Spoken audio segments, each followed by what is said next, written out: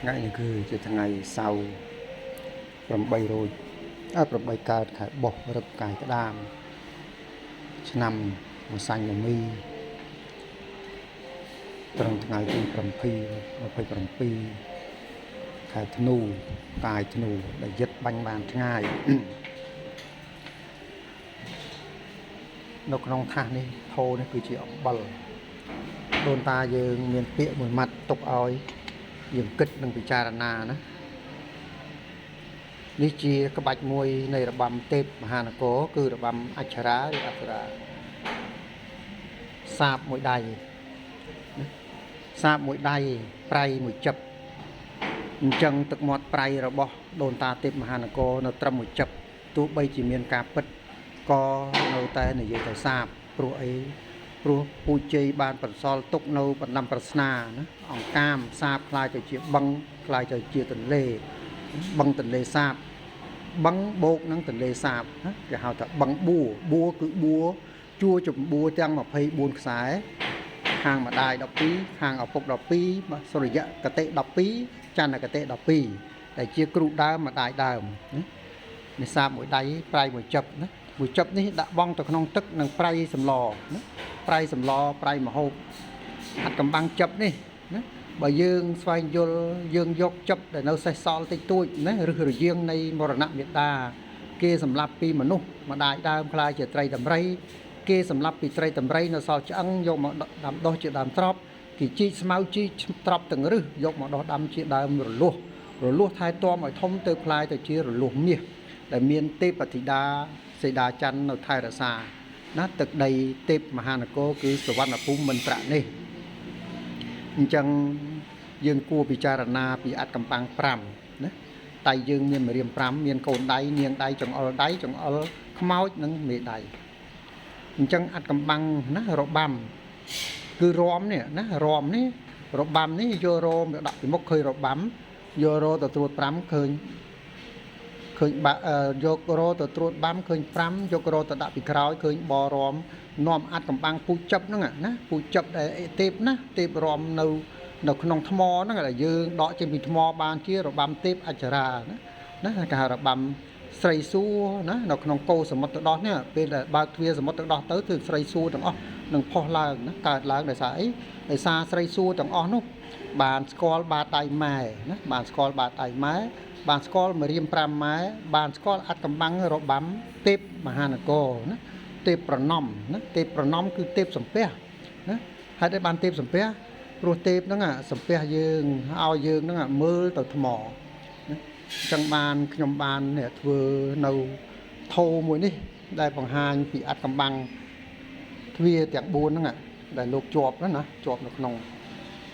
អតីតកាល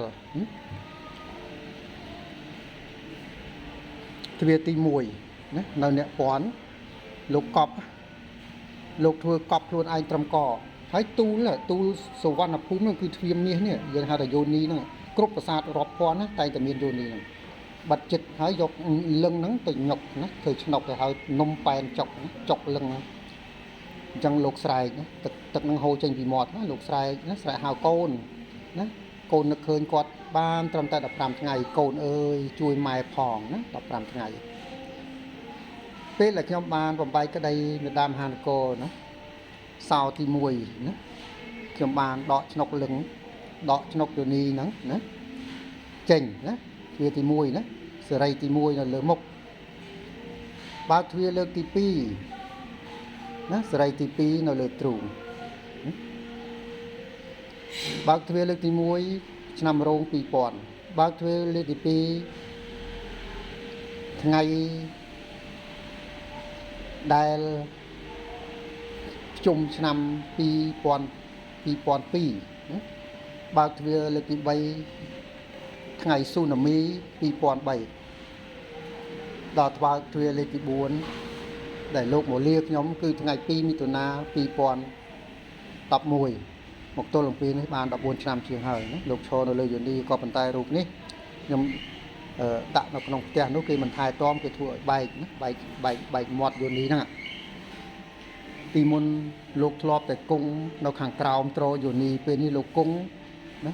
នៅពីខាងលើយូនីលោកណាលោកគឺជាម្ចាស់មេត្តាភូមិលោកគឺជាម្ចាស់អាចកំបាំងមលូស្លាកំបោនេះដែលខ្ញុំឆ្លាក់ដៃលោកបៀកមលូហ្នឹងគឺលោកខ្លាយជាមលូជាស្លាជាកំបោហ្នឹងឥឡូវព្រះវិស្ណុដែលខ្ញុំបានសាងតាំងពីឆ្នាំ2008បង្រួមផ្ដែទាំងអស់នៃអាចកំបាំងបណ្ដាំផ្ដែព្រះវិស្ណុផ្ទុំកប់នៅក្នុងបាតស្ទឹងគូលែនកប់នៅស្ទង់ក្បាលស្ពានឥឡូវនេះព្រះវិស្ណុមូលនឹងបានកូនកតញ្ញូហ្នឹងលោកបានតង្ហែរូបនឹងមកតម្កល់តាំងពីខ្មៅឥឡូវទីបមាសឲ្យបានភ្លឺដូចជាសវណ្ណភូមិអញ្ចឹងនេះជាអាចកំបាំងបាកងណាកងពិសីណាព្រះអង្គកងលើពិសី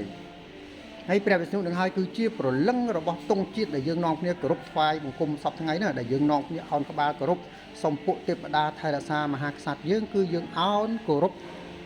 ទង់ហ្នឹងណាទង់ប្រាសាទអង្គរហ្នឹងទង់ប្រាសាទក្រោលគោប្រអិនហ្នឹងទង់ព្រះសាទ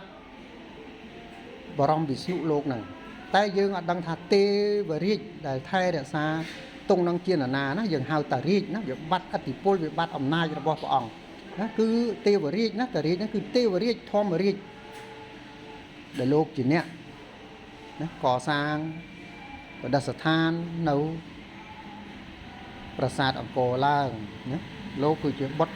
របស់ព្រះឥន្ទ្រាធិរាជជាប្រកេតទុមាលាណាដែលមានពេទ្យមួយនៅភ្នំពេញគេហៅថាពេទ្យប្រកេតទុមាលាគឺតំណាងឲ្យប្រាសាទអង្គរនឹងហើយ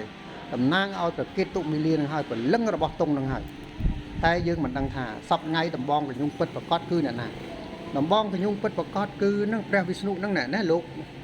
ផ្ទុំហ្នឹងយើងតែតែឃើញកាន់ហ្នឹងគឺដំបង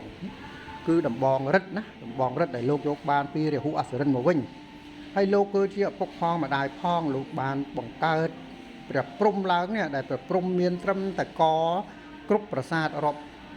ណារាប់ដល់ច្រើនណានៅក្នុងអង្គរធំផងនៅ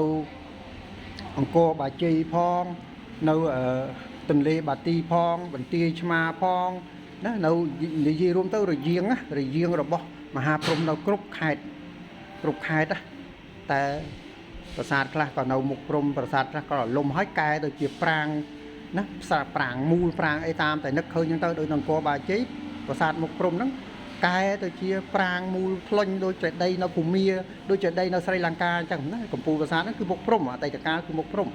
ណាព្រោះព្រះបាទជាបានទី7តែលោកកសាងប្រាសាទលោកតែងតែធ្វើមុខព្រំតំណាងឲ្យណាព្រំវិហារធម៌របស់លោកហ្នឹង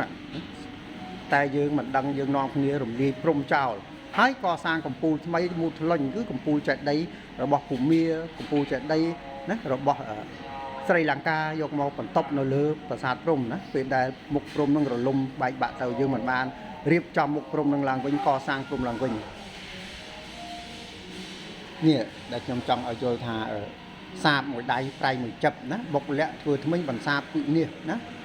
ប្រៃដែលនៅសល់តិចតួចរិទ្ធដែលនៅសល់តិចតួចត្រូវបន្សាបអស់អញ្ចឹងយើងត្រូវយកប្រៃដែលនៅសល់តិចតួចណាមួយចិបហ្នឹងយកមកធ្វើឲ្យរិទ្ធរបស់នាគហ្នឹងមានរិទ្ធវិញណាអញ្ចឹងមានតែកោះកកាយដូនតាទេពមហានគរណាឡើងមកវិញឬកែវរយើងដែលសេះសល់ឡើងមកវិញមរណមេដាម្ដាយដើមត្រីដំរីហ្នឹងដែលជាម្ចាស់ទីក្រុងយៈបតវរៈហ្នឹងកោះកាយមកវិញណាប្រៃទៅទួយដើម្បីឲ្យคลายទៅជា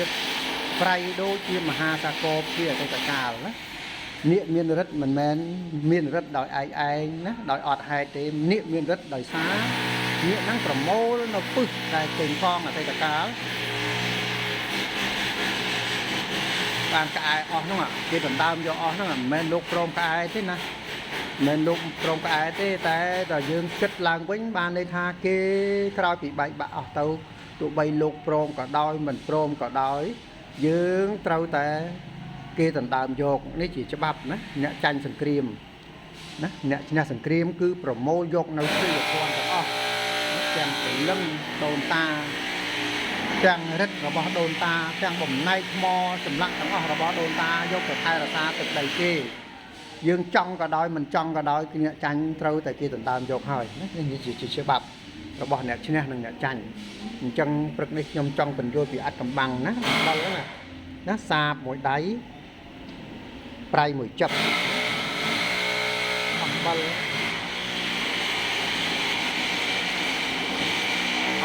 អំបុកទុក ក្នុងអមទុកក្នុងឆ្នាំងទុកក្នុងអំបែងណាអំបិលអំបុកអំបែងណាគេបោសយកអស់គឺអំបោសណាអំបិលអំបុកអំបែងអំបោសហើយអំបៅទៀតណាអំបៅនេះកើតជាសត្វមួយចេញពីដង្កូវនាងគេហៅថាសត្វមេអំបៅអំបៅនេះគឺអត់បៅសត្វនោះវាអត់បៅមេទេណាពេលណាដែលដោះស្លាប់ហើយវាលែងស្គាល់ដង្កូវហើយណានេះជាអាចកំបាំងពាក្យអំបិលអំបៅអំបុកអំបោះណាអំបោះហ្នឹងកើតចេញជាសីមាដែលចងណាដែលចងពាត់អញ្ចឹងនេះជាអាចកំបាំងវាសនាដែលខ្ញុំបញ្យល់ត្រួសពីអាចកំបាំងអំបិលតាមដៃប្រៃមួយចិត្ត